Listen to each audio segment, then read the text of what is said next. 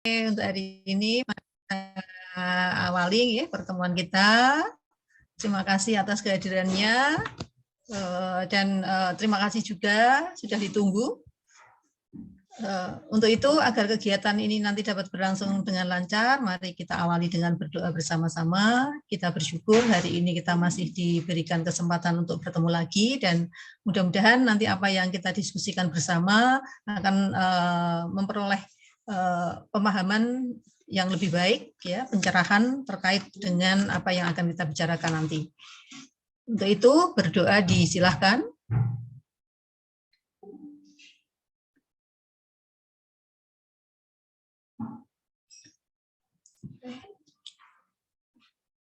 Ya, amin, amin ya rabbal alamin.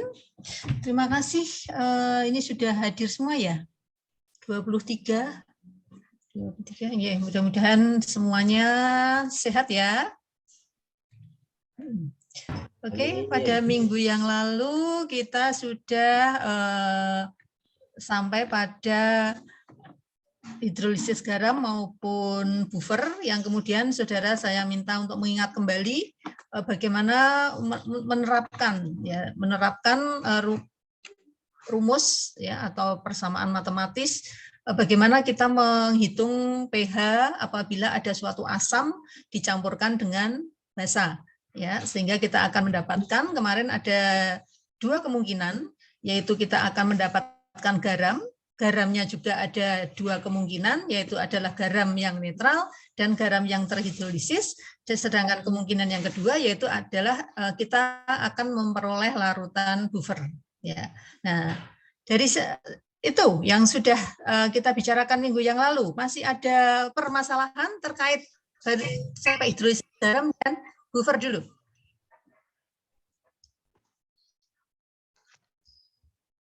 Atau ada yang mau sharing boleh.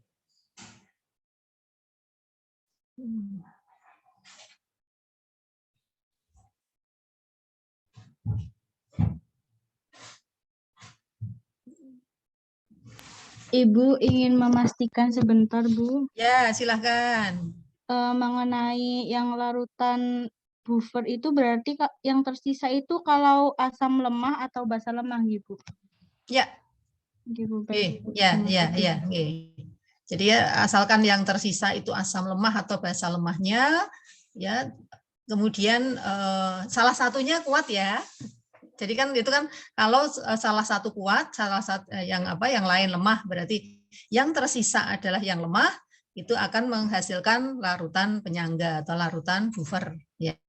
Karena kan bisa saja yang satunya juga lemah ya. Kalau lemah-lemah itu adalah apa?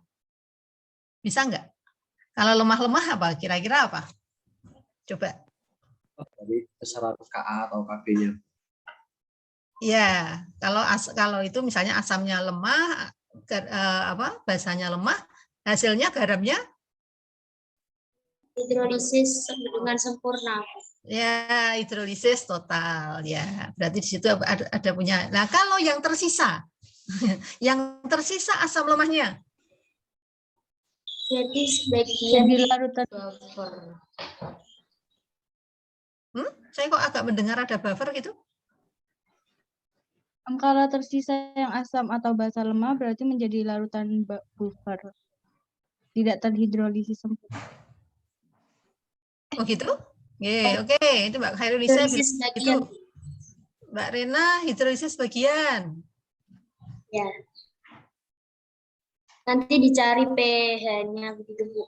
Kalau dari kemarin itu kan misal ada senyawa NaOH atau HCl begitu.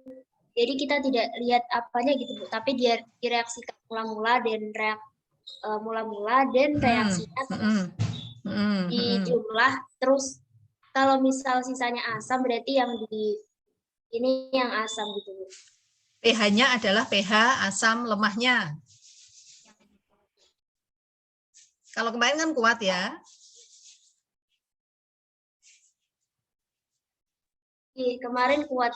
Ya kan kalau kemarin kan misalnya kan kuat-kuat. Kan akan dapatkan garam netral ya, masih ingat ya. Kalau kuat-kuat akan dapatkan garam netral. Itu kalau habis sempurna berarti pH-nya 7, gitu ya. Kalau kuat-kuat, ya. Tetapi kalau ada salah satu berlebih, ya, apakah asam kuat atau basa kuatnya, maka pH-nya ya menyesuaikan itu ya. Berarti kalau yang tersisa asam kuat, maka pH-nya asam kuat. Kalau yang tersisa basa kuat, berarti pH-nya pH basa kuatnya. Artinya bukan 7 gitu ya. Artinya bukan 7. Nah, sekarang kalau salah satu kuat, yang lain lemah. Jadi tadi ya, yang tadi ada asam kuat dengan basa lemah, hasilnya kalau habis bereaksi, kalau habis berarti hasilnya ada garam. Betul? Garam yang terhidrolisis. Maka pH-nya adalah pH hidrolisis. Ya. Tapi kan bisa saja salah satu masih bersisa. Kalau yang bersisa yang yang kuatnya, ya pokoknya asam kuat misalnya, maka pH-nya adalah pH asam kuat. Kalau yang tersisa adalah basa lemahnya, apa yang terjadi? pH-nya pH basa. Menjadi larutan buffer atau tersisa yang kuatnya? Iya. Ya enggak? Gitu enggak? Ya, tadi gimana? Yang kan lain? ya Bu, larutan Ya. buffer kan yang tadi Hoirunisa bilang kalau ada sisa asam lemah dan basa kuat. Ya, kalau tadi ya, kalau salah satu ada yang kuat, ada yang lemah, yang bersisa adalah lemahnya, pasti buffer. Gitu ya, pasti pH-nya adalah pH buffer. Nah, sekarang yang belum kan itu tadi, kalau kedua-duanya lemah. Kalau kedua-duanya lemah, habis bereaksi, maka akan menghasilkan garam. Di mana garamnya kan tadi kan berasal dari lemah-lemah, maka merupakan garam yang terhidrolisis total. Ya, total. Nah, sekarang kan tadi pertanyaan saya, kalau ada yang salah satu bersisa, ya, kalau ada salah satu bersisa, apakah itu asam lemah atau basa lemahnya? pH-nya bagaimana? Memakai dari yang Ka1.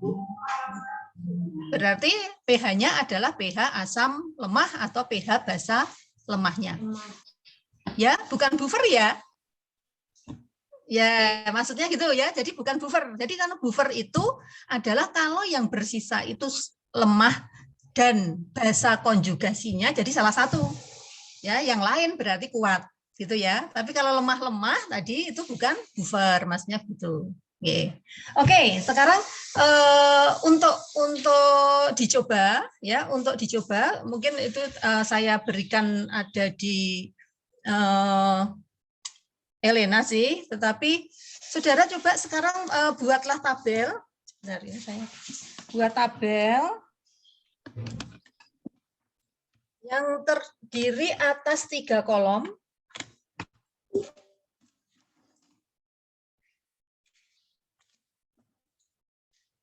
Tiga kolom.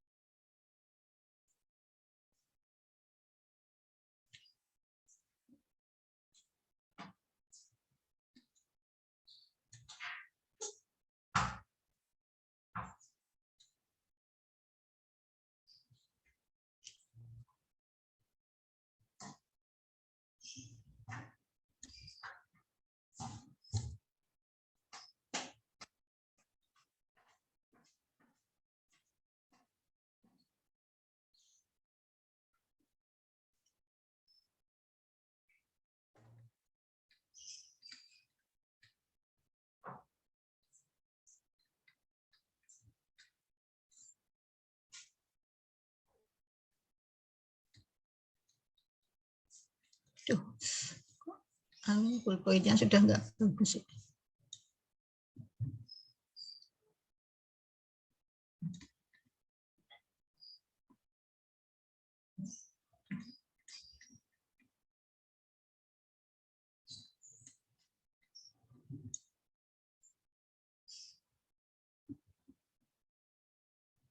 Oke. Jadi ini adalah kalau saudara akan praktikum berkaitan dengan pembuatan kurva titrasi. Tetapi ini kita berdasarkan perhitungan.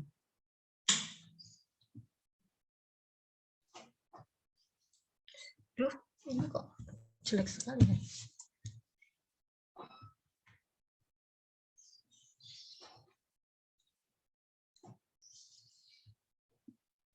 Kenapa ya?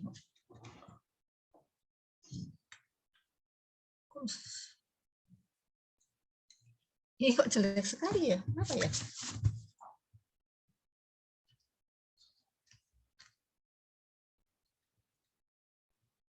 Ya, jadi kalau secara praktek ini adalah saya punya larutan.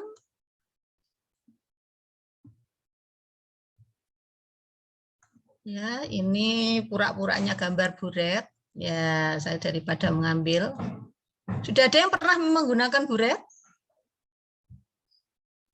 Belum, Bu.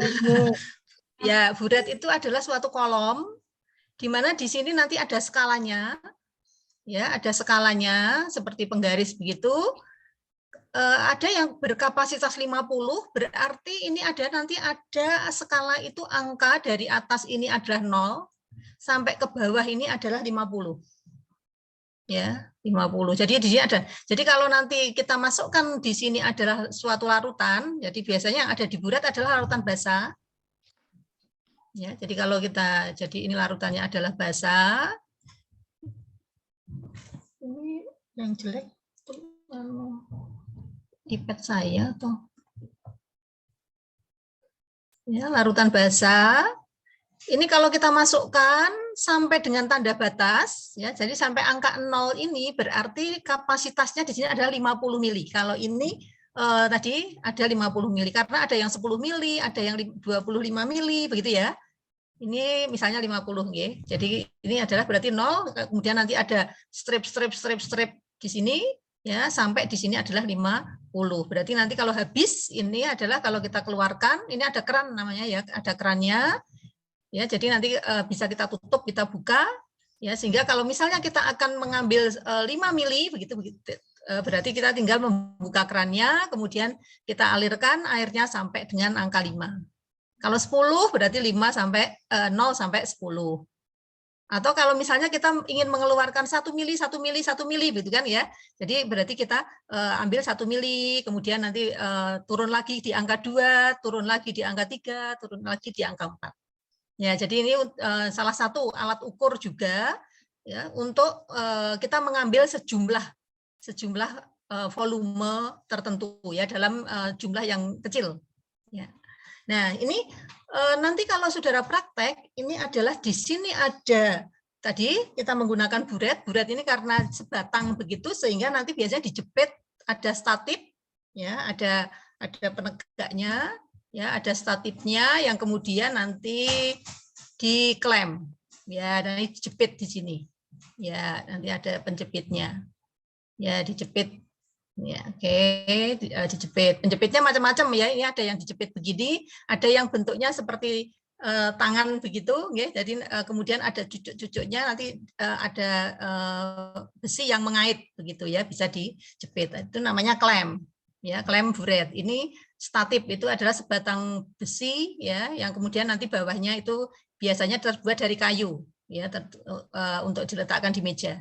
Ya, untuk diletakkan di meja. Nah, ini di bawah ini, jadi ini nanti kita jepit di atas, ya, kemudian nanti di bawahnya itu adalah kita gunakan Erlenmeyer. Ya, labu Erlenmeyer, yaitu adalah suatu labu yang punya leher sempit. Ini gambarnya sih agak sesuai. Leher sempit, Ya, kemudian bawahnya melebar. Ya.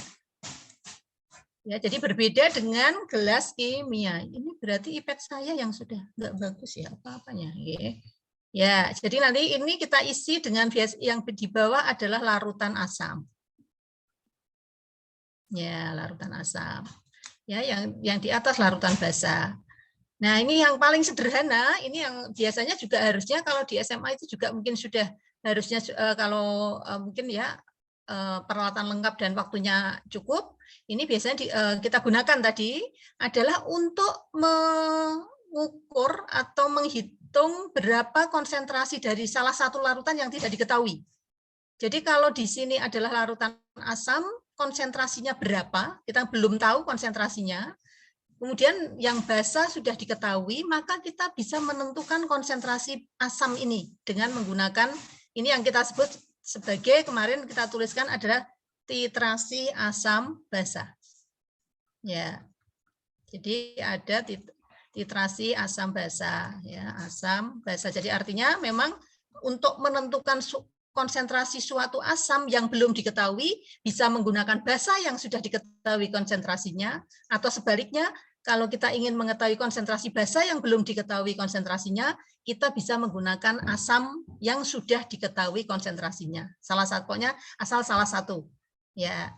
Nah, caranya bagaimana? Kita sama seperti kemarin, yaitu menggunakan rumus V1M1 ya, sama dengan V2M2. Ya, jadi mirip dengan rumus pengenceran. Ya, rumus pengenceran ini. Ya. Nah, ini adalah kalau yang titrasi asam basa ini belum ke kurva titrasi ya. Ini yang baru titrasi asam basa. Jadi tadi apa? Apa tadi mungkin ada yang bisa mengulang tadi titrasi asam basa adalah suatu cara untuk menentukan kadar kadar konsentrasi suatu asam atau basa. Dengan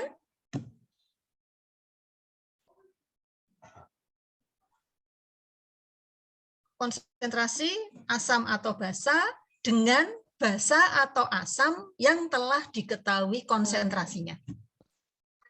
Ya, tambahannya itu ya. Jadi itu adalah memang adalah suatu teknik atau prosedur menentukan konsentrasi asam atau basa dengan menggunakan basa atau asam yang telah diketahui konsentrasinya. Ya, nah ini kita biasa ini tadi kita menggunakan ini. Jadi ini biasanya kita sebut sebagai titrasi asidi alkalimetri karena basa kan alkali ya. Kemudian acid ini. Ya, kita cukup menggunakan rumus ini, rumus pengenceran. Ya, jadi artinya kita bisa menentukan ini konsentrasi salah satu, apakah M1 atau M2, asalkan V1 dan V2-nya diketahui dan konsentrasi yang lain diketahui. Kan berarti kita bisa tahu yang salah, yang kita inginkan. Ya, sehingga sebagai contoh, maka kita kalau misalnya saya tadi larutan asam yang belum diketahui konsentrasinya, maka basanya harus sudah yang diketahui konsentrasinya. Ya. Nah, sehingga ini tadi kalau asam yang belum diketahui kan V, misalnya M1-nya asam ya, misalnya ini adalah yang larutan 1. Ya, larutan 1 adalah asamnya, yang larutan ini adalah larutan 2-nya. Larutan 2 misalnya kita anggap M2-nya. Ya, tadi ini sudah diketahui, misalnya basanya sudah diketahui konsentrasinya 0,1 molar lah, semuanya yang gampang angkanya aja ya, 0,1 molar. Ya. Nah, sehingga tadi kan M2-nya kan berarti sudah diketahui ya. Yang belum diketahui kan V2-nya berapa? Kemudian M1-nya belum diketahui, V1-nya harus diketahui. Ya, artinya apa? Berarti yang di sini yang belum diketahui tadi volumenya harus sudah kita ketahui. Oke. Jadi ini bisa saja misalnya 10 mili. Ya. 25 mili ya boleh, 5 mili ya boleh. Ya, pokoknya yang enak mana? Ya, yang enak mana? Ini tapi harus tertentu, pokoknya tercatat. Berarti nanti kan oh ini V1-nya 10. Gitu kan? Nah, untuk tahu kapan selesainya titrasi, kapan kita bisa mencampurkan supaya tepat. ini kan mol asam sama dengan mol basa. Ya, jadi kan kapan ya? Jadi untuk tahu molaritas asam, ya jadi molaritas asam itu sama dengan, saya kok nulisnya kok angel banget ya? Mol basa. Kenapa ya? Ya. Mol Bu, izin asam. bertanya, Bu. Apa? Yeah. Izin bertanya, Bu. Ya. Rumus untuk titrasi seperti yang kita ketahui waktu SMA kan itu ada dikali jumlah H plus sama OH-nya, Bu. Itu cuma seperti pengenceran, Bu. Ya, ini sebentar ya, ini dulu ya. Jadi ini tadi karena saya masih yang sama konsentrasinya ya. Jadi X-nya tadi valensinya baru 1. Nah, nanti kalau tadi itu makanya itu nanti ada khusus yang mau saya katakan yang kemarin kadar itu kita bisa menggunakan molar, kemudian ada kemarin apa ya yang satu normal. Ya ini nanti dipakai di sini gitu loh Mas ya, nanti dipakai di sini. Oke ya. Jadi ini sementara ini ya tadi yang baru ini. Berarti mol ini kan berarti tadi apa? M1-nya belum diketahui. Tetapi volumenya harus sudah diketahui. Kemudian yang M2-nya sudah diketahui konsentrasinya 0,1 ya. Tetapi V-nya kan belum diketahui. Ya, caranya mengetahui bagaimana? Tadi kan berarti kan kita harus untuk mencari berapa volume yang diperlukan untuk ya menetralkan, ini kan penetralan ya, asam sama dengan basa, supaya mol asam sama dengan mol basa, untuk menetralkan asam ini berapa volume basa yang dibutuhkan. Ya, yang dibutuhkan. Nah, sehingga kalau ini 10 mili, kalau ini tanpa ada petunjuk apapun, larutan asam itu tidak berwarna, bening, larutan basa itu tidak berwarna, bening, kalau kita campurkan kan nggak ada perubahan apa-apa. Nah, makanya di sini kita butuh, ini yang tadi ya, berarti kita butuh larutan. Kemarin kan kita menggunakan, kalau kita ingin tahu asam basanya dengan kertas lakmus, kalau ini nggak bisa. Kalau ini harus menggunakan larutan indikator. Ya, yang umumnya ini tadi yang paling sederhana, ini biasanya kalau yang dilakukan di SMA juga, misalnya kan, yaitu adalah penoftalin. Artinya berarti kita di sini harus menambahkan, nggak banyak-banyak, cukup 2-3 tetes saja. Ya, tetes, pakai pipet tetes. Larutan ini tidak berwarna. Kalau kita teteskan ke asam ini, di asam tidak memberikan warna. Kemarin di kolom itu sudah saya tunjukkan. Nanti kalau kita teteskan di basa ini yang warnanya merah jambu atau merah ungu gitu ya. Jadi makanya kita teteskan di sini tidak berwarna. Kemudian nanti kita alirkan melalui keran ini sejumlah volume basa, kita teteskan, nah, untuk nyampurkannya tidak perlu pengaduk, tapi cukup digoyang. Ya, makanya ini lehernya sempit, itu pas satu kita megang, ya, dipegang, digojak, dikocok. Ya, jadi nanti di bawahnya keran ini kita gojok. Ya, gojok. Nah, ini kita terus tambahkan selama basanya masih banyak, asamnya masih banyak dibandingkan dengan basanya, maka di sini belum akan timbul perubahan warna. Ya. Kemudian baru akan timbul perubahan warna kalau basanya sudah berlebih. Ya, karena PP ini hanya mau berwarna kalau di suasana basa. Kalau ini kita teteskan misalnya 1 mili, ini 10 mili. Ya, kemarin kalau saudara hitung, kalau ini 10 mili, saya tambahkan 1 mili basa. Ya, kan masih banyak asamnya kan? Berarti kan suasananya masih asam. Saya tambahkan 2 mili, masih asam. 3 mili, pasti masih asam. Artinya basanya sudah ternetralkan jadi garam, tapi sisa asamnya masih banyak. Nah, berarti kan PP-nya, larutannya di sini belum ada perubahan warna. Nah, kapan titrasi itu kita hentikan? Ya, jadi kita alirkan terus selama belum ada warnanya, masih kita kocok terus belum ada perubahan warnanya. Ya, nah setelah itu ada, kalau sudah mulai netes muncul warna, tapi kalau dikocok hilang, berarti kita sudah harus hati-hati. Kalau tadi neteskannya bisa dikucurkan, cur gitu ya, boleh ya, masih tapi kita kocok, tapi begitu ada tetesan yang larutan di bawah ini sudah berubah warna, tetapi begitu dikocok kok hilang, berarti kita itu peringatan, ini sudah mendekati titik ekivalen namanya ya, ekivalen antara asam dengan basanya. Ya. Nah, kapan titrasi kita akhiri? Ya. Itulah yang kita sebut sebagai titik akhir titrasi. Ya, jadi kalau ini adalah sebenarnya kita ingin mendapatkan titik ekivalen. Ya, ekivalen itu mol asam sama dengan mol basanya, tetapi karena pada titrasi ini kita tidak bisa mendeteksi yang pas betul mol asam sama dengan mol basa. Yang bisa adalah setelah kelebihan basa. Ya, maka tadi kita upayakan kelebihan basanya jangan terlalu banyak. Ya, makanya tadi yang saya katakan, kalau begitu netes kok di tetesannya sudah ada warna, kita harus hati-hati, neteskannya pelan-pelan. Artinya apa? Satu tetes saja. Satu tetes kita kocok lagi.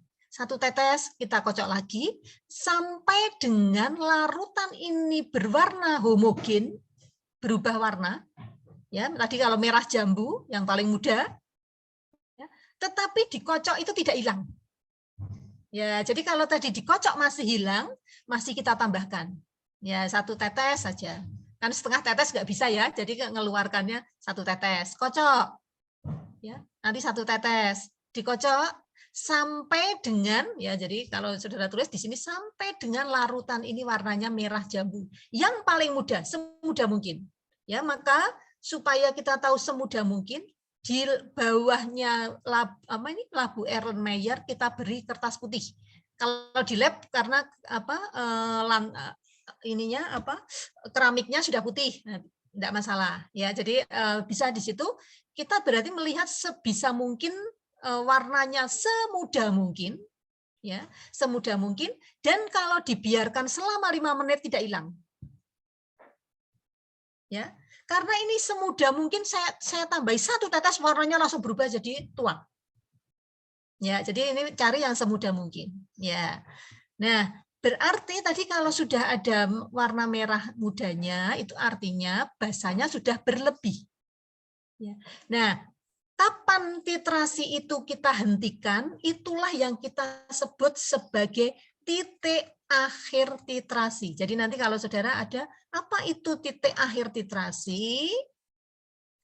Yaitu adalah apa ya? Ada yang bisa mengulang tadi? Apa itu titik akhir titrasi? Saya, Bu. Ya, Mbak Roja.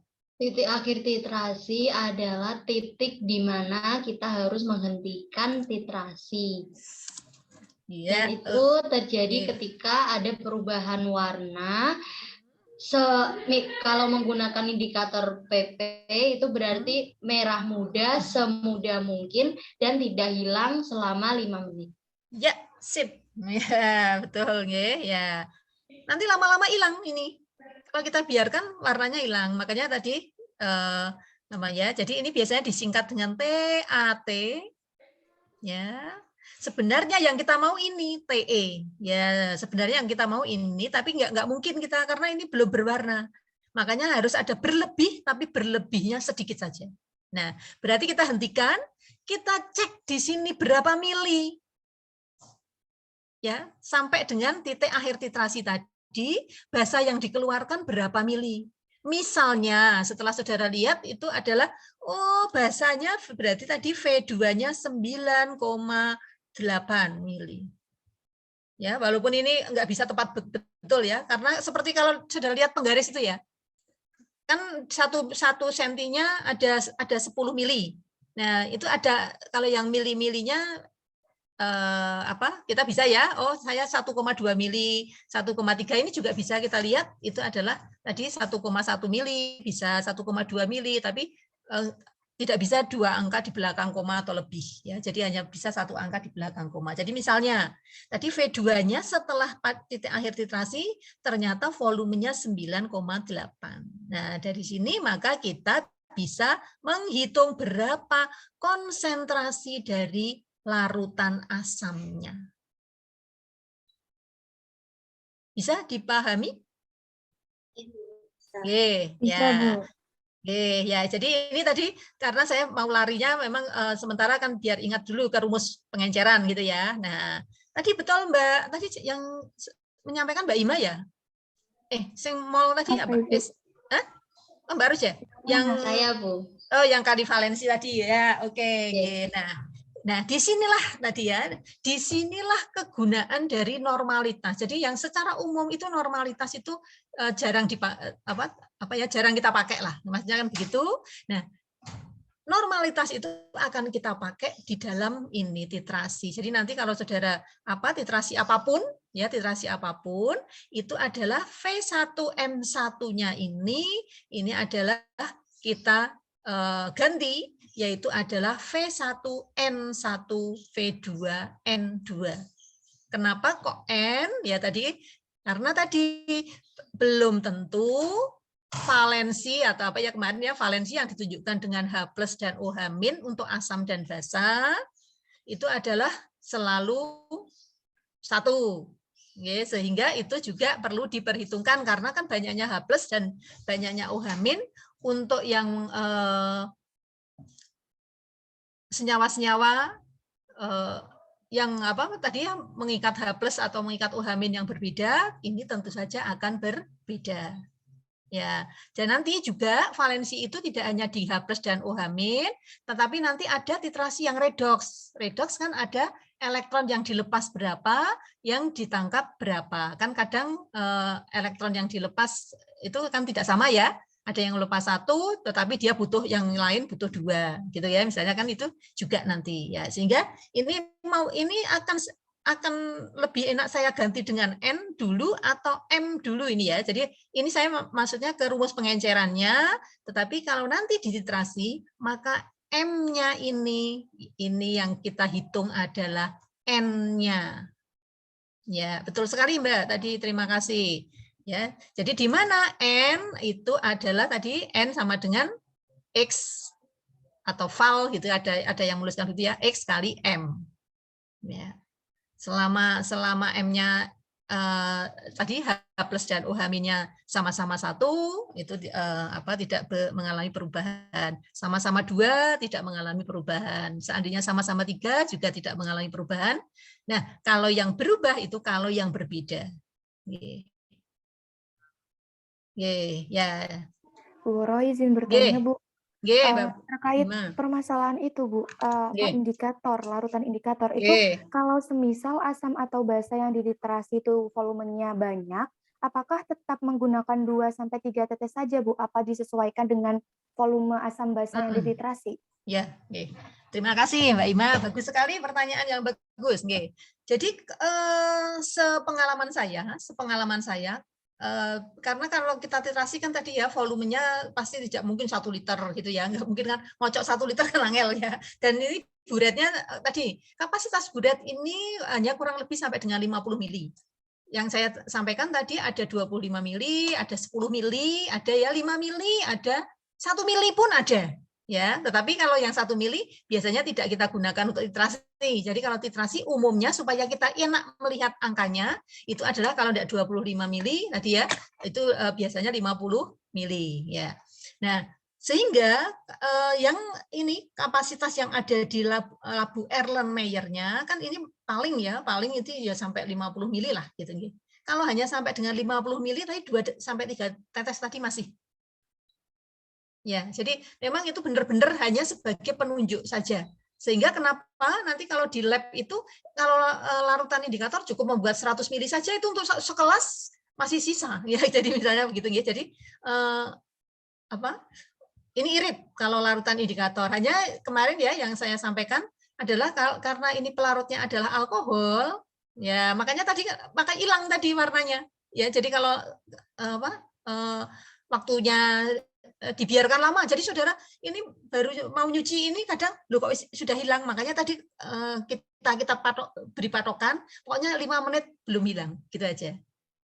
Ya, karena nanti kalau 15 menit mungkin sudah hilang itu. Ya, sepekat apapun. Jadi pekatnya itu karena kelebihannya. Jadi semakin pekat itu artinya saudara semakin banyak yang kelebihannya. Ya, sehingga kalau titrasi tidak cukup sekali. Ya, jadi artinya ini hasil yang pertama 9,8 ini jangan dipercaya dulu.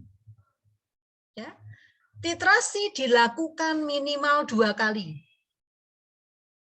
Ya, atau yang kemudian kita tahu istilahnya ada duplo. Ya, kalau 3 ya triplo. Secara duplo. Ya, dilakukan secara duplo. Ya. Atau triplo, ya. Kalau saudara misalnya satu kelompok kok 3 orang gitu ya, jadi masing-masing nyobalah, ya. Nanti selisih antara pengukuran yang 1 dengan yang 2 inilah yang kita lihat, ya. Jadi kalau misalnya ini tadi 9,8, nanti yang kedua nyoba lagi, ya. Ambil lagi 10 ml larutan asam yang belum diketahui, kemudian kita silahkan ini mau ditepatkan ke 0 kalau yang ingin hati-hati, kalau tadi sudah berkurang ya, supaya kita melihat tadi karena kan ini 9,8 ini kan nggak tepat ini. Mungkin saja aslinya 9,82 atau 9,78 misalnya kan ya. Sehingga kalau saudara melanjutkan berarti nanti di sini melihat lagi misalnya di 18,9. Berarti kan 18,9 dikurangi 9,8 ininya sudah keliru, 19-nya berapa ya keliru. Jadi kan keliru 2 kali. Ya, sehingga memang paling aman kalau kita kembalikan ke 0 lagi, kita tambahkan lagi supaya jadi 0 lagi. Ya. Nah, sehingga nanti kita coba lagi, misalnya sekarang coba gantian anggota yang lain melakukan lagi ya. Misalnya ketemu 9,9 misalnya, ya. Atau mungkin 10 lah gitu ya, misalnya 10. Nah, kita kan kok masih agak jauh ya selisihnya, misalnya ya saudara menganggap itu masih ada 0,1 ya. Kemudian ada tadi mungkin 10 apalagi ya menjadi 0,2. Kok banyak ya? Nah, mungkin ada yang nyoba lagi. Ya, dicoba lagi, misalnya ada yang ini kok 9,8 setengah misalnya gitu ya. Ketemu 9,8 setengah atau 9,7 setengah misalnya kan gitu ya. Nah, dari 3 atau 4 yang dilakukan tadi, carilah 2 yang terdekat. Ya, jadi kan tadi, jadi nanti data yang dilaporkan 2 saja dari yang terdekat. Harusnya 0,0 belakangnya ini saja yang harus beda. Ya, tapi karena ini besar ya, kita kan sulit mesti hanya 1 angka di belakang koma gitu ya. Seharusnya itu adalah yang selisihnya adalah yang paling sedikit, selisih yang paling sedikit, yang mendekat, yang paling dekat. Nanti itulah yang dirata-rata. Ya, menjadi yang dihitung. Oke, jadi ini nanti duplo itu tadi bisa dilakukan memang hanya 2 kali benar-benar, tetapi kemudian ketepatannya sudah dekat, berarti selesai gitu. Tapi kalau tadi 2 kali kok selisihnya masih jauh, berarti mau mengukur lagi supaya mendekatkan 2 yang paling dekat yang digunakan. Ya, karena kan kadang-kadang ini kan kebablasan ya, loh kok jadi merah banget gitu ya. Misalnya kan itu kelebihan 1 tetes saja atau setengah tetes, tapi nggak bisa kita mengukur setengah tetes. Ya, 1 tetes saja ini warnanya yang mula-mula merah muda sudah jadi merah ungu. Ya, jadi itu yang digunakan. Begitu nggih? Ya, jadi ini tadi. Nah, silahkan ini nanti kalau ini misalnya HCl-nya kok ganti H2SO4, maka ini di sini harus ada 2 kalinya. Ya, jadi ada 2 kalinya. Ya, yang dicari yang di sini ya. Nggih. Saya izin bertanya, Bu, dan pastikan berarti untuk titrasi ini itu harus tadi kan yang F1, V1, V2, M2-nya kan sudah diketahui ya, Bu? Ya. Untuk Nah, V2-nya itu kan nanti kalau udah bereaksi, maksudnya dari basa ke asam turun ke bawah gitu, Bu, udah dicampurkan.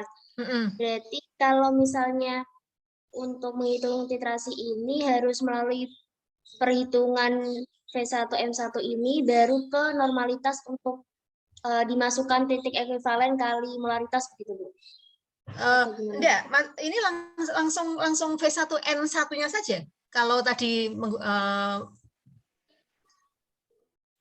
ya, jadi ini tadi kan saya sebenarnya hanya mau ke rumus supaya mengingat rumus pengenceran. Ya, rumus pengenceran kemarin kan V1M1 sama dengan V2M2. Titrasi ini mirip dengan tadi mencarinya untuk tahu mol asam sama dengan mol basa itu adalah tadi seperti kalau kita rumus pengenceran. Ya. Nah, tetapi yang berlaku dari rumus pengenceran yang V1M1, V2M, pakai molar ya, yang langsung molar ini adalah apabila valensinya sama. Kalau ini H plusnya 1, ini OH-nya 1. Kalau ini H plusnya 2, OH-nya 2. Ya. Nah, yang sering kali kan kita beda. Yang satu misalnya tadi H2SO4, yang satu NaOH. Berarti kan H plusnya H2 kan berarti kan H plusnya 2, OH-nya hanya 1. Nah, sehingga nanti untuk titrasi yang paling aman adalah kalau tadi kita menggunakan N gitu.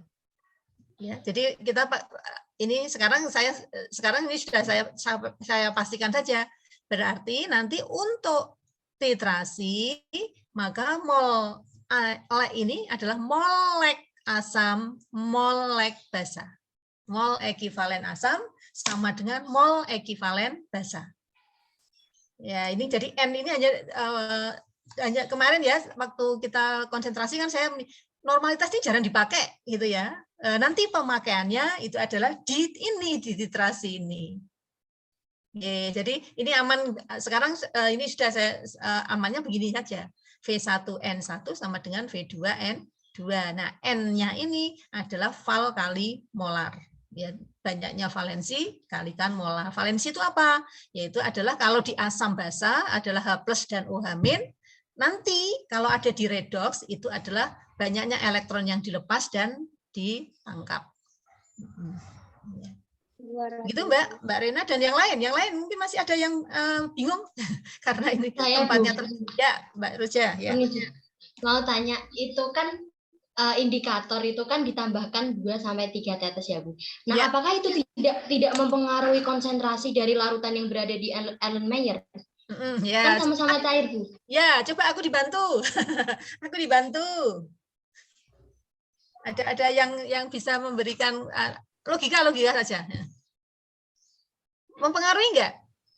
Jawab. Kemarin Bu Woro menjelaskan kalau indikator tidak larut dalam air. Indikator ini kan tidak larut dalam air. Tidak mempengaruhi konsentrasi. Tidak mempengaruhi konsentrasinya kalau itu zatnya. Maksudnya gitu ya.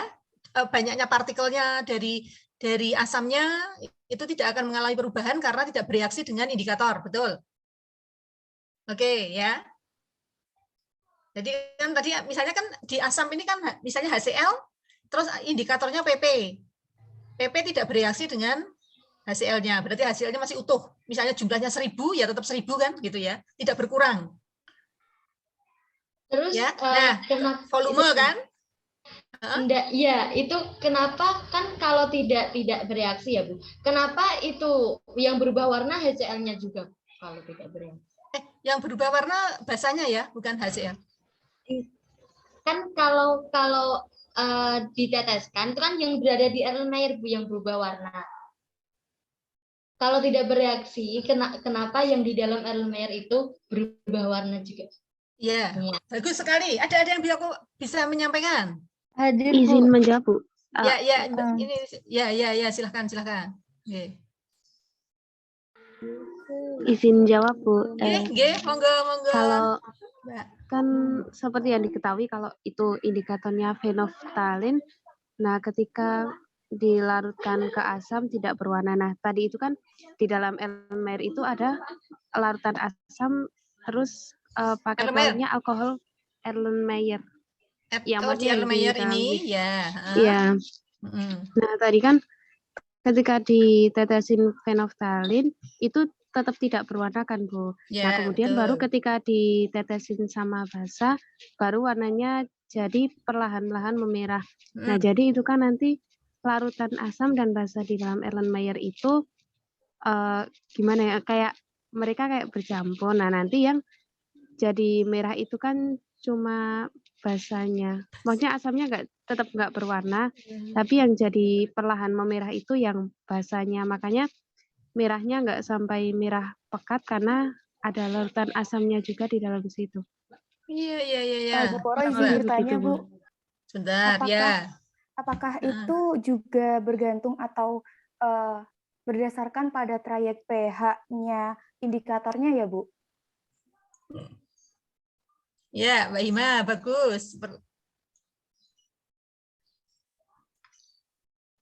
Berarti itu kalau misalkan merah karena bereaksi dengan basa, itu di dalam Erlenmeyer itu terpisah-pisah, Bu, antara asam dan basa dan indikatornya. Coba. Saya sekarang ya, ini saya punya asam. Asamnya ini saya buat ini ya. Misalnya, yang ini itu ya misalnya ya. Kemudian ini saya sifat dari PP tadi ini khusus yang PP ya. Dalam suasana asam tadi kalau kita campurkan ini larutannya tak berwarna, ya. Berarti kalau ada PP, misalnya di sini ada ini ya, PP gini ya. Berarti kan dia tidak mengalami reaksi ini yang apa bunder-bundernya ini tidak gandeng dengan ini PP-nya tetap sendiri kan gitu nggih. Kemudian yang di sini ini kalau ditambahi PP yang bunder-bunder ini ada yang begini. Ya, ini yang tadi ada warnanya merah. Merah ungu. Jadi kalau ini sendirian ya, masih sendirian. Ya, jadi di dalam larutan asam PP ini tidak berwarna, artinya berarti zat yang ada di sini nggak akan mengalami perubahan apa-apa. Ya, tadi yang saya katakan ya, di sini jumlahnya 1000 tetap 1000. Ya, karena PP-nya sendirian, ya, dia menempati tempat sendiri gitu, maksudnya tidak ikut bereaksi, ya.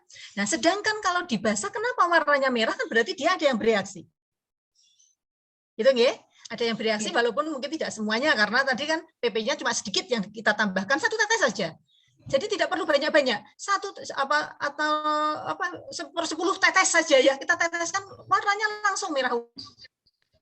Ya, hanya merahnya ungunya mudah sekali kalau tetesannya sedikit tadi ya. Nah, semakin konsentrasinya semakin banyak PP-nya ini semakin tua. Kalau konsentrasinya lemah, artinya berarti ada yang bereaksi yang berarti kan ada jumlah yang terkurangi gitu ya tadi ya kalau yang ini. Oke. Nah, sekarang saya ini pertama saya tambahkan basa. Walaupun di sini sudah ada PP-nya, basa yang kita 1 mili dulu, maka dia akan segera bereaksi dengan asamnya. Ya, dengan asamnya langsung berubah jadi garam. Artinya kenapa larutan indikator tetap belum berwarna? Karena kan belum ketemu basa, basanya lebih senang dengan asamnya membentuk garam. Ya, berarti di sini nanti sisanya kalau saya teteskan 1 mili, berarti ada 1 mili HCl yang bereaksi dengan basa jadi garam, gitu ya. Berapa molekulnya lah partikelnya. Berarti ada sisa yang masih banyak asam. Kemudian ada indikator yang sendirian. Nah, indikatornya belum ketemu dengan basanya tadi ya. Nah, kalau kemudian saya tambahkan 2 mili, ya 2 mili kan menjadi tambah banyak, berarti basa dan asamnya yang bereaksi membentuk garam makin banyak, sisa asamnya masih banyak, basanya habis. Kan yang kata saya. Kalau ini 8 mili yang saya teteskan, saya keluarkan ke sini kan juga 8 mili tadi akan bereaksi dengan 8 mili dari HCl, jadi garam, masih ada sisa asamnya. Ya, basanya belum ada yang bersisa, PP-nya belum bereaksi. Ya. Nah, sampai dengan 10 mili ya karena kalau berdasarkan hitungan ya, kalau ini 10 mili kan gitu ya, pas 10 mili itu harusnya mol ekivalen asam sama dengan mol ekivalen basa. Berarti semua basa bereaksi dengan semua asam. PP-nya bereaksi enggak? Belum kan? Gitu ya. Pasti kan karena dia belum ada pasangannya. Makanya itu untuk tahu bahwa mol ekivalen dan asam sama mol ekivalen basa yang sudah tercapai itu baru bisa kita ketahui apabila ada kelebihan basa. Jadi di sini ada tadi misalnya kita hitung kalau ini 10-10 ada basanya yang diteteskan ada ketambahan 0,1 barulah itulah yang bereaksi dengan indikator. Bisa ditangkap? Ya, Bu, sehingga berarti itu nanti basanya itu nanti akan bereaksi dengan asam dulu membentuk garam sampai betul. nanti garam dari sampai nanti asamnya itu ketutupan oleh basa, baru basa akan bereaksi dengan indikator, begitu? Ya, basa kelebihannya, kelebihan basanya. Jadi artinya selama di sini masih ada asam, setiap kali penambahan basa maka bereaksi dengan asam dulu, lebih menang terhadap asamnya kan, membentuk garam tadi. Ya, barulah setelah asamnya habis, makanya kan begitu ya. Ini kan harusnya kita kan inginnya kan pas betul antara asam yang habis dengan basa yang netes. Kan begitu kan, berarti semuanya jadi garam plus air. Tetapi kalau tadi itu yang terjadi, maka indikator belum akan mengalami perubahan. Ya, karena dia baru akan mengalami perubahan kalau dengan basa. Lah basanya kan habis untuk penetralan. Sehingga nunggu lagi, makanya yang saya katakan tadi, kalau sudah mendekati, itu kalau kita teteskan maka akan ada warna dulu. Jadi begitu ketetesan, ketemu basa, dia akan memberikan warna. Tapi dikocok kok hilang, berarti basanya itu berpindah ke lain hati. Basanya masih berpindah dengan asamnya. Ya, jadi dia milih asamnya, cantik asamnya kok, gitu ya. Kan yang kelarutannya kan memang menang asamnya ya. Jadi kalau dari sisi itu ya, sehingga begitu ada, makanya tadi kalau sudah ada tetes kok sudah ada warna, hati-hati nambahinnya pelan-pelan, sedikit-sedikit gitu ya. Karena apa? Itu sudah dekat banget dengan mol ekivalen asam sama dengan mol ekivalen basa. Ya, makanya tadi kita harus semudah mungkin. Maksudnya kelebihan basanya itu sekecil mungkin. Gitu. Gitu nggih? Bisa dipahami? Nggih. Jadi kenapa kok harus begitu nggih? Jadi nanti kalau praktikum gitu kan pasti akan dipesan oleh laboran. Nanti pokoknya perubahan warnanya semudah mungkin ya, tidak boleh ya gitu misalnya. Itu alasannya kenapa? Ya tadi ini seperti ini. Nggih. Jadi nanti kalau ini kelebihan basa maka pH-nya kan sudah pH basa. Ya, jadi sama dengan yang ini sendirian kan? Jadinya. Gitu. Ya. Oke, nggih. Kalau tadi kemudian ya ada lagi, nggih? Siapa? Mau tanya saya Bu Nabila. Oke, Mbak Nabila, nggih. Itu kan tadi sudah dimasukkan basa ke asam, nanti berubah warnanya paling mudah. Nah, itu nanti di Erlenmeyernya itu bentuknya kayak kristal gitu atau bagaimana Bu? Karena membentuk garam. Oh, larutan, masih larutan Bu. Larutan, nggih. Larutan jernih. Larutan jernih hanya berwarna merah muda. Oh, nggih. Terima kasih, Bu. Nggih, betul. Ya, jadi untuk titrasi asam basa ini adalah zat awalnya larutan-larutan, hasilnya alarutan, ya. Nanti kalau saudara di kimia analitik memang akan ada titrasi pengendapan. Jadi yang terbentuk adalah bentuknya endapan. Jadi tadi titrasi belum ada endapan sampai terjadi endapan. Gitu, nggih. Jadi memang nanti ada variasinya. Ini baru yang paling dasar saja, nggih. Permisi Bu. Ini berarti kemungkinan volume basa itu lebih banyak sedikit karena kan yang volume asam itu kan 10 mil.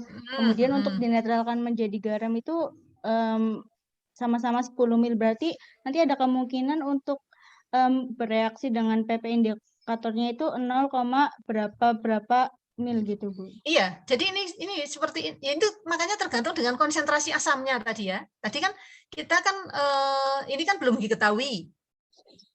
Ya, yang larutan asam kan belum diketahui konsentrasinya.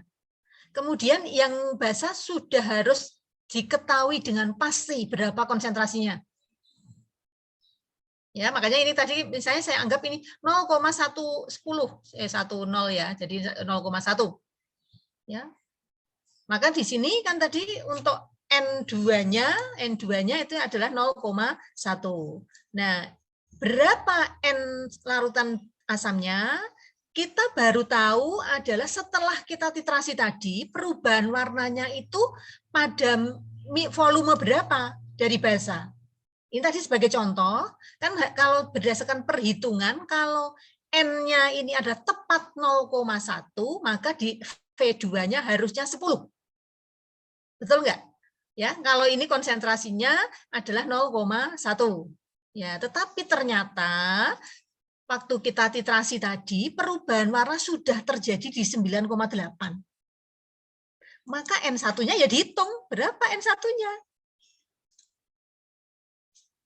Ya, itulah menjadi larutan asam.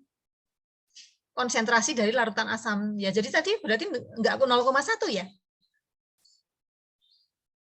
Gitu. Bisa saja V2-nya ini ketemunya 10,2 atau 10,1. Ya, ini kan tadi ini contoh saja ini ya. Jadi maksudnya artinya volume yang kita peroleh ini berbeda-beda sesuai dengan berapa konsentrasi yang ada di sini yang belum diketahui. Gitu, nggih?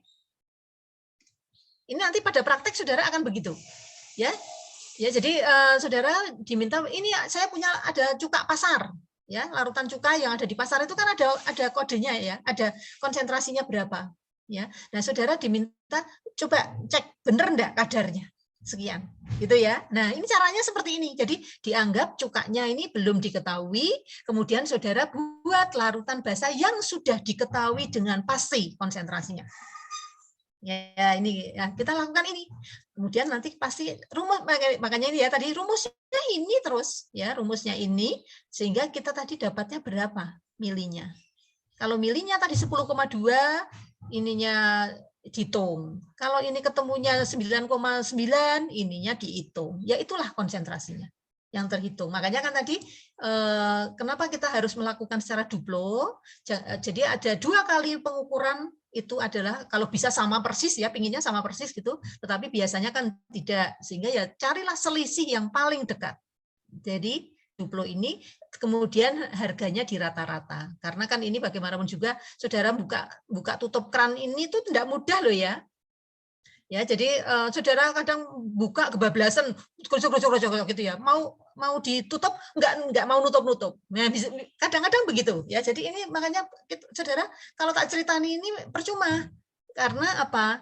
Hanya secara teori saja, tapi justru ini memainkan buret inilah yang harus dilatih ya. Nanti saudara megangnya buret nggak boleh seperti ini ya, tangannya megang yang sebelah kanan ini, tangannya di sini. Tangan kanan megang buret, ini tangan kirinya megang ini nggak bisa.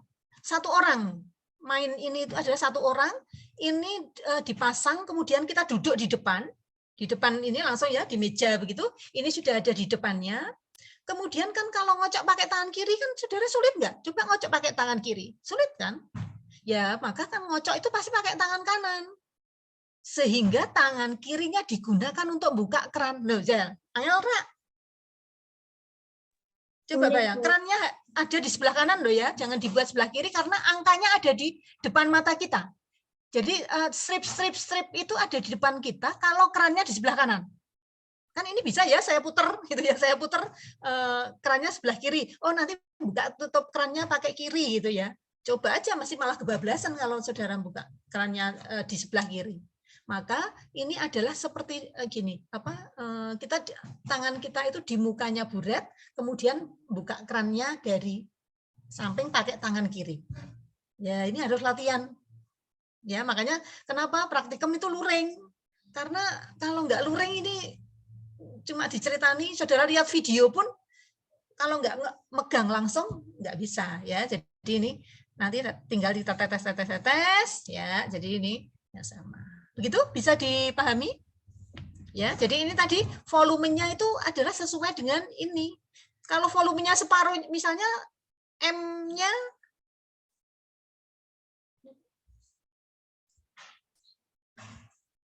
Ini apa ini kok muncul? Ya. Nah, kalau ini tadi volumenya hanya 5 mili, bisa saja kan?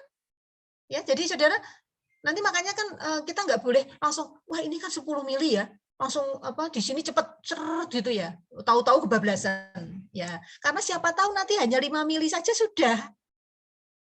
Karena ternyata konsentrasinya hanya separohnya ini, gitu ya kan? Itulah yang perlu dihati-hati. Bu, saya gitu nggih. Jadi, ya, Mbak Rena, nggih. Mengetahui warna tidak berwarnanya itu kan waktu itu udah pernah dijelasin Pak Jito pada hari Senin kemarin gitu, pas pengenalan alat. Kalau untuk mengenali tidak berwarna itu harus didekatkan di warna yang putih gitu. Nah, tidak berwarna itu ada gambaran nggak Bu? Maksudnya hitam atau bagaimana gitu? Kayak air. Namanya tidak berwarna ya tidak kayak air aja. Nggih, yang namanya tidak berwarna itu adalah kalau berwarna hitam, berwarna abu-abu misalnya, gitu berarti ada warnanya. Ya, kan kadang itu tadi merah muda itu kan merah jambu gitu, kita menyebutnya begitu nggih. Itu kadang kalau kita gini kan nggak berwarna. Ya, kalau kita lihat gini kan tidak berwarna, tapi begitu di bawahnya diletakkan kertas putih ya gitu. Nah, baru ternyata ada warna merah jambunya misalnya begitu. Kuning misalnya ya, kuning muda, maksudnya kuning bening gitu ya, ada kuning bening misalnya kan kita cek ya, gitu ya, itu tadi diberikan, makanya kan ini tidak berwarna gitu ya. Nah, cek dulu dengan tadi kertas putih ya, nanti akan langsung tampak ya, ungu muda, kuning muda, apalagi yang muda sekali gitu akan tampak. Begitu nggih maksudnya? Makanya tadi kalau ini titrasi, ini warnanya tadi apalagi yang merah muda tadi lebih baik tadi di bawahnya itu diberikan kertas putih gitu ya. Jadi itu akan tampak perubahan yang paling sedikit perubahannya ya paling. Nggih, sudah ya ini namanya Bu. Oh, nggih. Ini Mbak siapa ya? Aduh kok enggak kelihatan namanya. Saya Bu Khairunisa Zahra. Oh, Mbak Khairunisa. Oke, ya. Ini kan berarti dinamakan dengan titrasi asam karena mencari konsentrasi asam gitu. Ya, betul. Nah, kalau mencari konsentrasi basa itu yang dituangin itu apakah PP atau yang lain gitu Bu? Untuk kalau mencari basa ya itu tadi ya, memang tidak hanya asam saja. Sebenarnya itu adalah amat sangat terkait dengan trayek pH, betul. Tadi ada yang menyebutkan trayek pH. Hanya ini kan karena asam basa ini tadi kalau yang kuat-kuat ini adalah biasanya yang kita praktekkan kan kita sesuaikan dengan indikator yang ada. Ya, jadi kan kemarin ya kita misalnya yang MO, MR itu kan ada trayek pH-nya. Jadi kita ingin di pH berapa titik ekivalennya itu. Ya. Nah, untuk yang ini adalah kita menggunakan PP. Jadi ini sebelum ke trayek pH nanti itu mungkin ke lain aja ya, ke lain topik. Tetapi ini yang tadi penentuannya saja ya. Jadi masih sama prosesnya. Jadi ini larutannya masih PP, larutannya masih ini sama. Tetapi sekarang gantian. Bagaimana kalau basanya yang belum diketahui kan gitu. Gitu ya mungkin Mbak Khairunisa ya sementara ya. Jadi bagaimana sekarang kita menentukan basa dengan asam yang sudah diketahui konsentrasinya. Gitu. Nah, untuk proses ini adalah tadi basanya tetap yang ada di buret. Ya. Kenapa? Kalau basanya yang ada di bawah, maka indikator PP-nya kan saya teteskan di sini. Yang ada di bawah. Berarti tadi warnanya merah ungu. Gitu kan? Iya enggak? Karena basa kan langsung ditetesi PP, itu warnanya kan merah ungu. Tadi kan berarti kan di bawah ini begitu saya tetesi PP, itu warnanya kan merah ungu. Kemudian kalau misalnya tadi ya, kalau kebalik asamnya saya letakkan di atas, maka kan berarti sampai merah ungunya hilang. Kan begitu ya? Gitu enggak? Kan berarti kan ini basa. Basanya kalau tadi pertama saya tetesi kan warnanya merah ungu tua. Kalau saya tambahkan asam ke bawah, ke dalamnya, ke dalam labu Erlenmeyer, maka warna merahnya kan makin muda, karena kan makin habis, tadi NaOH-nya lebih suka dengan asamnya kan begitu. Sehingga basanya ditinggalkan kan gitu ya, dilepas gitu ya. Jadi dia berikatan dengan asam. Tetapi kalau saudara tadi ini, kapan titik ekivalen tercapai atau kapan titik akhir titrasi tercapai, berarti kan sampai warna merah mudanya hilang. Gitu ya. Kan tadi yang dari ada warna merah ungu, kemudian ada asam terus tetesi kan makin muda, akhirnya hilang. Ya. Kapan itu hilang? Kalau hilang kan berarti tadi kita inginnya adalah hanya sedikit kelebihan asam kan gitu. Tetapi walaupun ini sedikit dengan yang banyak kehilangan kehilangan warnanya tadi, maka kita sulit sekali untuk mendeteksi apakah itu sudah kelebihan asam yang banyak atau kelebihan asam sedikit. Berbeda dengan kalau tadi di sini asam, di atas basa, kan berarti makin tua kan begitu warnanya. Tapi kalau ini kan nggak mungkin tuh makin bening kan ya bening tok. Walaupun HCl-nya kebanyakan gitu ya, maksudnya HCl-nya kebanyakan kan ya. Nah sehingga dari situ apalagi PP ini kan tadi etanol pelarutnya. Maka makin lama kan tadi 5 menit dihilangkan aja hilang ini warnanya. Jadi bisa saja hilangnya warna itu bukan karena bereaksi tapi karena hilang menguap. Ya, etanolnya menguap kan jadi lepas kan begitu ya. Nah, sehingga nanti kalau titrasi asam basa walaupun basanya yang ingin diketahui, basanya tetap di atas. Ya, jadi ini tak hapus ya. Ini sudah enggak ya? Sudah enggak? Maksud saya ini saya mau ganti, ini bahasanya belum diketahui, ya. Ininya tak hapus saja. Ini sama, prosesnya sama. Ini asamnya yang diketahui. Ya. Ininya rumusnya sama, ini yang saya hapus. Ya. Jadi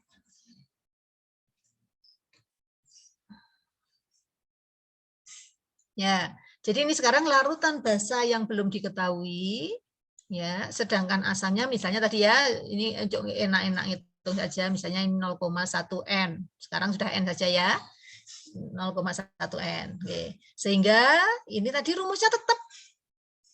Ini mau jadikan 1 boleh, ini mau jadikan 2 boleh, yang bahasanya yang mau 1 boleh, yang 2 boleh, kan bolak-balik nggak masalah.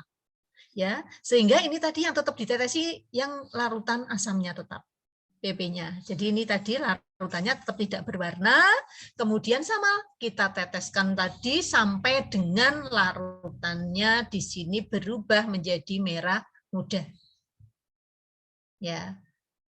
Oke, sehingga kalau misalnya yang tadi ini juga tetap 10 mili, N1-nya sudah diketahui kan? 0,1. V-nya ketemu berapa? Tadi misalnya saja ya saya ganti sekarang ya 10,1. Tadi kan 9,8. Misalnya tadi ya perubahan warna baru terjadi setelah ternyata milinya 10,1. N2-nya berapa? Ya tinggal dihitung. Berarti itulah konsentrasi dari basanya. Jadi kalau tadi penentuan asam oleh basa asidimetri, sekarang penentuan basa itu berarti alkalimetri. Maka kalau ini keduanya kita gabungkan jadi titrasi asidi alkalimetri. Begitu Mbak Khairinisa? Iya Bu, terima kasih. Ya, jadi nanti basa itu akan lebih baik diletakkan di sini, ya, diletakkan di sini. Ya, karena tadi bagaimana supaya kita mudah ya melihat indikatornya ini, perubahan indikatornya. Oke, saya rasa yang ini cukup. Ya, jadi pokoknya ini adalah untuk menentukan asam dan basa. Ya, jadi nanti saudara akan mendapatkan lebih banyak lagi. Ada titrasi pengendapan, ada titrasi redox, ada titrasi kompleksometri. Ya. Tapi setidaknya ada dasarnya itu. Oke. Nah, sekarang tadi kan setiap kali penambahan asam atau setiap kali pada penambahan basa, kalau saudara diminta menghitung pH-nya kan harusnya bisa. Ya, 10 mili 0,1. pH-nya berapa? pH awal sebelum ditetesi NaOH Berapa pH larutan asamnya? 1. 1?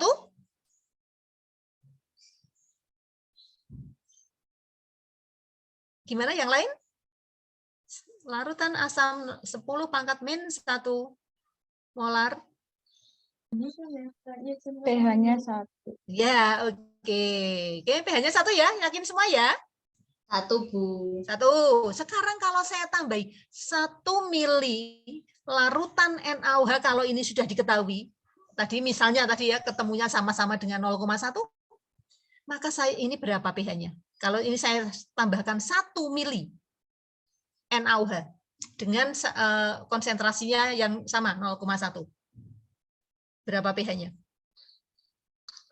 1 juga. 1 juga? Lebih tapi dikit. Lebih tapi dikit. Ya, lebih. Tapi berapa? Harus pasti. Ini saya mau menuju ke sini soalnya. Mau menuju ke kurva titrasi.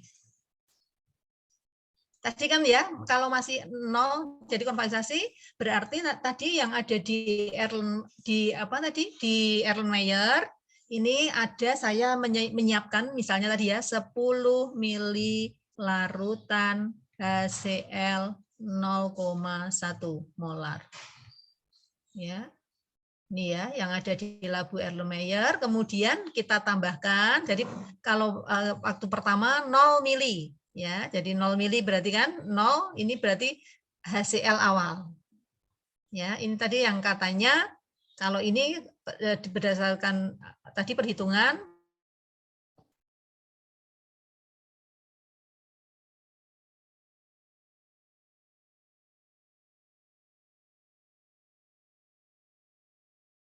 sama dengan min log konsentrasi H+-nya. Min log 10 pangkat min 1 sama dengan 1. Maksudnya gitu, ya. Jadi ini yang pertama. Nah, yang kedua, kalau saya tambah dengan 1 mili, berapa pH-nya? Saya hapus ini, boleh saya hapus ini ya bawahnya.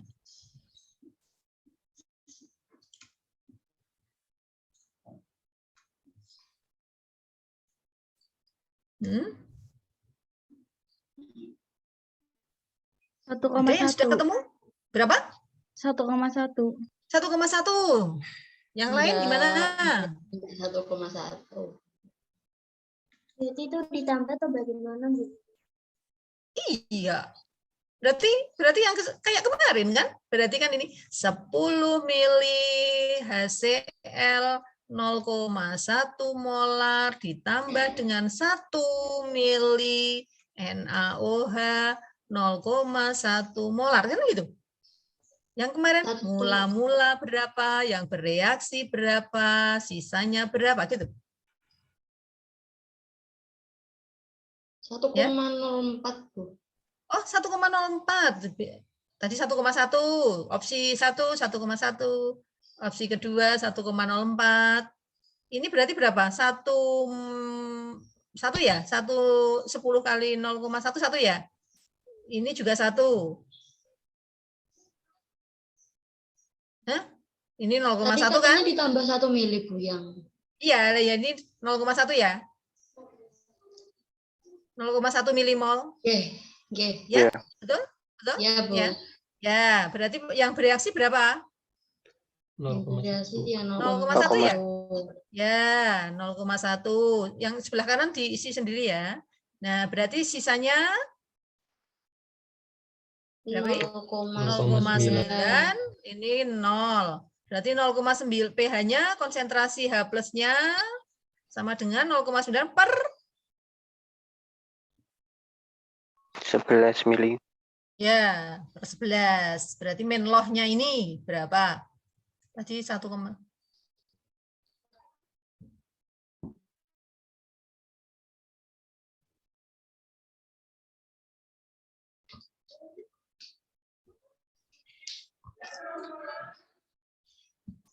jadi jangan dibulatkan ya. Jadi makanya kemarin saya jangan kita membulat-bulatkan dulu ya. Jadi kita hitung sampai dengan 1,09. Oh, 1,09. Sudah pH. Oh iya. Ya? Iya, Bu. Sudah pH, betul? Tadi ada 1,1, 1,1. Menlog. Ya, udah. Menlog. Mungkin dari teman-teman yang lain, Bu. Ya, Tapi, pH sama kalau dengan saya menlog 0,9 per 11. Ya, 0,9 dibagi 11 kan 0,08. Jadi menlog 0,08. Ya. Oh, gitu. Berarti 8 kali 10 pangkat min 2. Berarti 2 dikurangi menlog 8.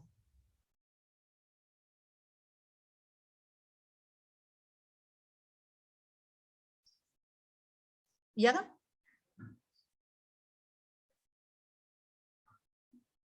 Nggak ada kalkulatornya loh. Iya, Bu. Iya, betul. 1,09. Ya, oh, jadi pokoknya ini tadi berarti ya. Jadi maksud saya tadi saudara buat kolom ini adalah di sini ada perhitungannya tadi. Oke. Ada perhitungannya sehingga kita akan mendapatkan pH misalnya nanti ya, sudah ini tadi nanti akan berapa? Misalnya tadi saya manut 1,09. 9, oke ya. Jadi jangan jadikan 1,1 gitu, jangan ya. Jadi masih semakin banyak di belakangnya malah semakin bagus dulu ya. Nah, kemudian yang ketiga, misalnya saya tambahi 2 mili menjadi 2 mili. Kan ini rumusnya sama, tapi saudara kan sini 2. 0,2 ya. Sisanya berarti 0,8. 0,8 bawahnya? Bawahnya berapa? 12 ya, gitu. Nah, itu seterusnya gitu ya, seterusnya. Jadi kan nanti saudara akan ketemu berapa di sini. Nanti 3 juga demikian.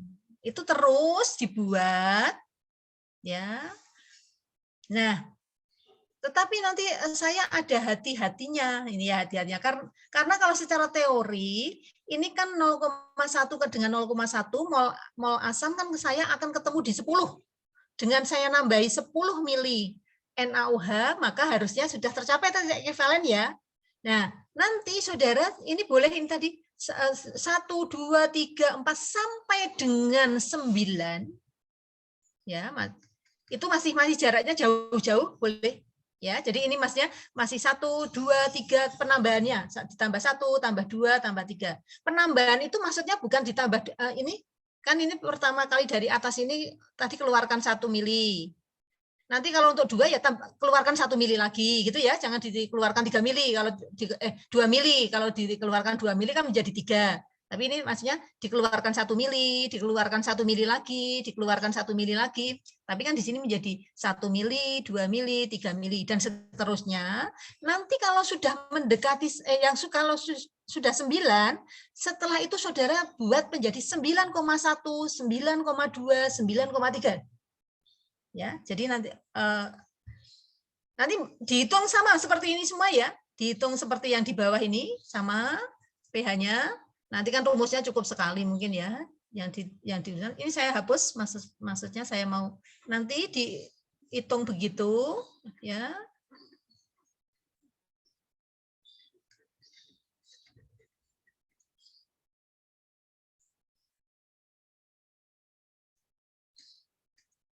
Ya, ini nanti setelah 9, ini 9,1, 9,2 dan seterusnya sampai 10, mungkin cukup ya. 10-nya ini kan misalnya 10,1. Ini terus sampai 10,1, nanti dicek. Ya, dicek di 10,1 kalau itu di 10,2 itu selisihnya masih banyak atau enggak? Ya, kalau selisihnya langsung banyak, maksud saya tadi kan ini ya, yang saya masukkan dengan banyak itu dari 1 ke 1,09 kan masih dekat ya. Nanti misalnya kemudian menjadi 2,1 masih dekat. Menjadi 2,3 saya anggap masih dekat. Yang saya masukkan banyak itu kalau misalnya dari 1 berubah jadi 3, langsung dari 1 berubah jadi 4. Itu yang saya masukkan banyak, sehingga nanti ini yang 10 ini setelahnya kita coba kalau misalnya di 10,1 ini sudah berapa? Apakah berselisih jauh dengan yang 10? Ya, jadi kalau yang 10 saja. Tadi kan 10 kan pas ini. Ya, pH-nya berapa? Ini kan ada pH. Nah, kalau sekarang menjadi 10,1, ini pH-nya berapa? Kalau ini kan ini 7 nanti harusnya saudara ketemunya. Karena asam kuat dan basa kuat ya. Pasti ketemunya ini enggak usah dihitung kan masih 7 ya. Kalau habis bereaksi. Nah, kalau 0,1 ini pH-nya misalnya kok berubah jadi langsung jadi 9. Ini yang saya anggap saja banyak. Sehingga kalau yang sudah banyak ini boleh ininya tidak sedekat yang 9 ini, tetapi mungkin menjadi sudah 10,5, 11 gitu. Jadi, tapi nanti silahkan ini dibuktikan dulu, ya, dibuktikan dulu. Nah, ini kapan berakhirnya penambahannya itu adalah apabila saudara sudah mendapatkan pH-nya 12 lebih. Ya, yang mendekati ke 14 ya. Jadi yang di sebelah kanan ini perhitungan pH-nya itu adalah saudara sudah sampai 12 berapa, 12 atau berapa nanti ke atas 13 dan seterusnya ya. Mungkin enggak usah dilanjut, enggak apa-apa ya. Nah, setelah itu nanti silahkan buat kurvanya. Ya. Dibuat kurva antara pH versus mili NaOH yang ditambahkan. Ya. Ini nanti pasti saudara akan mendapatkan kurva yang bentuknya seperti huruf S, sigmoid. Ya. Jadi ini tadi yang ini ya, saudara ini yang 1,2, 1,2, 3, masih dekat-dekat ini di sini. Makanya yang saya katakan banyak sampai 9 itu banyak-banyak ini nanti saudara akan mendapatkan yang mendatar ini. Kemudian yang koma-koma 9,1, 9,2 inilah yang nanti akan mendapatkan ini yang di sini tegak. 7 akan ada di sini harusnya. Ya. Jadi ini kalau kita turunkan yang 7 ini adalah di sini milinya 10. Yang ke kiri ini 7. Ini adalah namanya titik ekivalen. Ya, makanya ini harus sampai bengkok, sampai menyerupai ini kurva sigmoid ya. Jadi membentuk seperti halnya huruf S gitu. Ya, nanti silakan ini dicoba.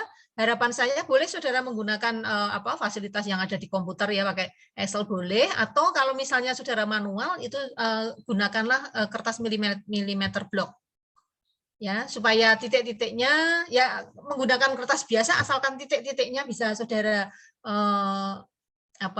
tentukan dengan pasti sehingga nanti bentuknya jangan sampai terlalu jauh gitu ya, tidak terlalu jauh ya. Itu Nah, silahkan setelah itu satu saja. Ini yang kuat-kuat ya. Sekarang nanti yang asamnya asam lemah. Ya, CH3COH. Ya. Buat dengan cara yang sama, tapi kemungkinan kok ini koma-komanya nanti enggak sama ya. Ya, enggak samanya adalah dengan cara nanti saudara misalnya tadi saudara sudah mencoba 1, 2, 3 sampai 9. Kemudian di antara 9 pH titik ekivalennya kalau ini lemah dengan kuat, kira-kira di bawah 7 atau di atas 7? Tidak kira-kira, pasti di atas 7 atau di bawah 7 titik ekivalennya kalau campuran asam lemah dengan basa kuat. Di atas 7. Di atas ya. Sehingga nih tadi menggoknya ini titik ekivalennya ada di atas 7. Ya, di atas 7 sehingga nanti kemungkinan sampai dengan ini koma-komanya itu adalah lebih dari ini ya, lebih dari 10. Ya, jadi nanti kalau misalnya nanti ada yang tadi dari tiba-tiba ya, jadi di mana kita mau koma-koma kecil ini adalah apabila selisih satu angka saja, ya selisih satu angka misalnya tadi ya antara 9 dan 10. Kok ini dari 9-nya misalnya 4, 10-nya langsung sudah jadi 9. Ya, nah inilah yang perlu di koma-koma. Ya. Tahu maksudnya nggih? Ya, ini kan tadi kan saya karena ini biasanya ini di 10 ini ya. Jadi kan ini nanti adalah naiknya itu adalah lompat ya. Jadi lompatnya jauh sekali gitu ya. Jadi tadinya itu hanya 1, 2, atau berapa? Terus kemudian misalnya sampai 4 gitu ya, tiba-tiba hanya selisih 1 mili, sama-sama 1 mili, tapi lompat pH-nya itu drastis, ya. Itulah yang perlu diperkecil. Ya, nanti karena ini saudara masih hitung. Dan nanti kalau praktikum, saudara antara hitungan dengan teori, jadi kalau saudara nanti kalau praktikum gampang, tinggal ini tambahkan 1 mili, cek pH dengan pH meter, berapa pH-nya. Nanti tambahkan 2 mili, pH-nya dicek, gitu ya. Kalau ini kan maksudnya saya ingin membuat kurvanya secara perhitungan, nanti kalau saudara praktek itu adalah secara prakteknya. Ya, jadi gunakan. Tahu yang saya maksud ya, ini tadi kira-kira paham ya. Jadi nanti saudara akan mendapatkan 2 jenis kurva ini. Ya, saya hanya ingin tadi saudara lebih mempraktekkan bagaimana menghitung pH dengan berbagai jenis campuran tadi ya, volume campuran dengan konsentrasi yang sama. Ya. Nah, kalau yang ingin lebih bebas lagi, kalau saudara tadi yang ini mau mencoba yang beda ini tadi valensinya boleh ya, jadi ini yang mau beda valensinya boleh ya, jadi kan kalau saudara ingin, tapi setidaknya ini sudah bisa menjadi dasar. Itu mungkin saudara sebenarnya penekanan saya di yang kemarin ini. Nanti kalau saudara ada di sini, kalau ini kuat-kuat pasti jatuhnya hanya di pH asam kuat, langsung di Menlo H+ yang tanpa apa-apa, tapi karena di sini nanti yang kedua ada yang lemah, inilah ya, yang di sini nanti ada hidrolisis, ada asam lemahnya yang bersisa, ada buffer berarti, kemudian juga ada yang kuat yang bersisa. Ya, jadi pasti di sini ini yang ada yang lemah, ini ada bermacam-macam. Cara menghitungnya. Oke, silahkan. Mungkin ada yang masih perlu ditanyakan. Saya pun izin bertanya. Oke, Mbak Rena. Berarti untuk yang 9,1, 9,2 ini diperlukan kalau misalnya ini ya Bu, selisihnya mendekati begitu atau gimana? Selisihnya enggak, ya. Yang selisihnya jauh. Kalau tadi ya, maksud saya gini. Tadi kan kalau dari saudara tadi kita sudah membuktikan 0 kemudian ditambah 0 yang 7 tadi ditambahkan kok 0 ya, dari 0 maksudnya 0 itu dari awal ya tadi ya. 0 ke 1 kan tadi dari 1 awalnya 1 ditambahi dengan 1 mili, ini kan baru 1,1 kira-kira ya. Artinya penambahannya, perubahan pH-nya tidak terlalu jauh. Gitu. Ada yang sudah menghitung dari 1 ke 2?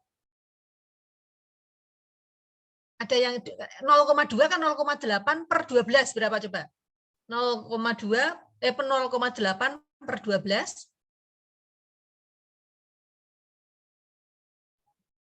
1,176. Ya, 1,17. Nah, kan masih dekat. Gitu loh maksud saya. Ya. Yang 3 0,7 per 13. 1,268. 1,2. Berapa ya. Gitu? 8? 68. Oh, 68. Nah, gitu. Ini ya yang saya masukkan. Jadi kan tadi kita tambahi 111 itu aja selisihnya kan kalau saya pakai pH universal, kertas pH, ini kan satu semua. Ya, jadi kan satu semua. Belum berubah jadi 2. Artinya ini selisihnya kan masih dekat. Walaupun saya ini menggunakan selisih 1 mili, tapi perubahannya masih dekat. Nah, nanti saudara akan buktikan. Mungkin ada yang mau ngitung. Kalau saya 9, ya, 9 berarti 9 kan 0,9 ya. 0,9 berarti sisanya 0,1. 0,1 per 19. Ya, 0,1 per 19 berapa pH-nya? 2,278. Nah, baru 2 ya. Nah, ini yang 9 saja baru pH-nya 2, berarti kan tadi dari 0 sampai 9 tambah 1 mili semuanya selisihnya kan yang saya katakan ini nanti dapatnya saudara titik. Ini masih kayak begini. Gitu. Oke. Nah, sekarang kalau 10 Mas. 10 kan 7 kan Mas? Enggak usah dihitung. Ya. Kan berarti kalau saya tadi mengukur 9, kemudian langsung 10. Berarti dari 2 langsung 7. Nah, ini yang saya katakan, kalau 2 langsung 7, kan berarti kenaikannya drastis. Kalau saya gambar, ini kalau saya ini gambarkan, ini ya, coba ini nabrak di mana ya?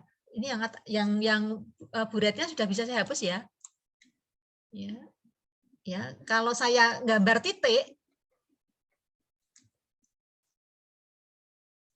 kalau saya gambar titik, ini misalnya tadi pH, ini mili, ya, ini mili NaOH. Berarti kalau ini tadi penambahannya ya dari 0, kemudian 1, 2, 3, 4, 5, 6, 7, 8, 9. Kemudian ini 10. Ya. Ini 10 kan ini kan tadi ini naik sedikit demi sedikit tadi. 1 sampai 2, 2, 2 gitu kan. Kemudian di 9 tadi masih 2. Berarti kan masih mendatarin tadi. Gitu kan? Kemudian yang 10 sudah tadi langsung jadi 7. Berarti kan gini saya gambarnya. Pasti kayak gitu kan? Nah, nanti dihitung lagi yang 11 berapa? Pasti yang 11 sudah jauh sekali gini. Ya. Kan berarti kan tek. Nah, ini yang di sini ini kan jeglek. Nah, supaya jangan jeglek, supaya jadi halus gitu maksudnya ya. Jadi ininya tidak kayak buat kotak-kotak. Ya kan tadi kan kayak gini, kemudian kotak gitu ya.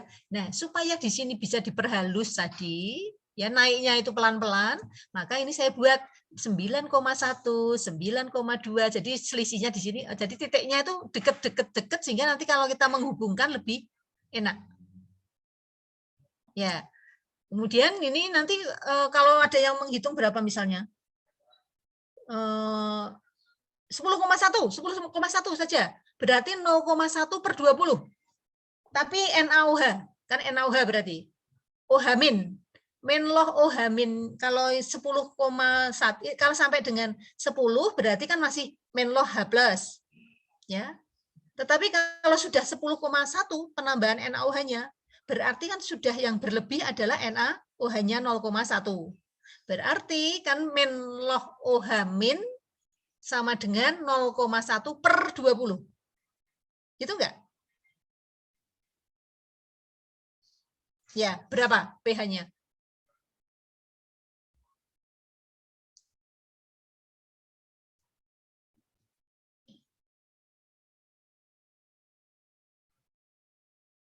Min 0, ya, yang ini berarti kan OH min, OH min-nya sama dengan 0,1 per 20.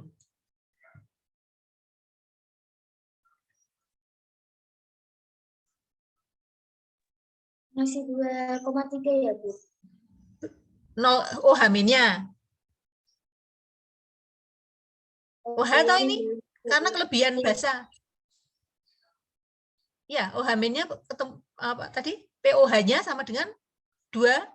Betul, kalau OH min-nya berarti kan ini pH-nya sama dengan 11,7. Berapa? 11,7. 11,7.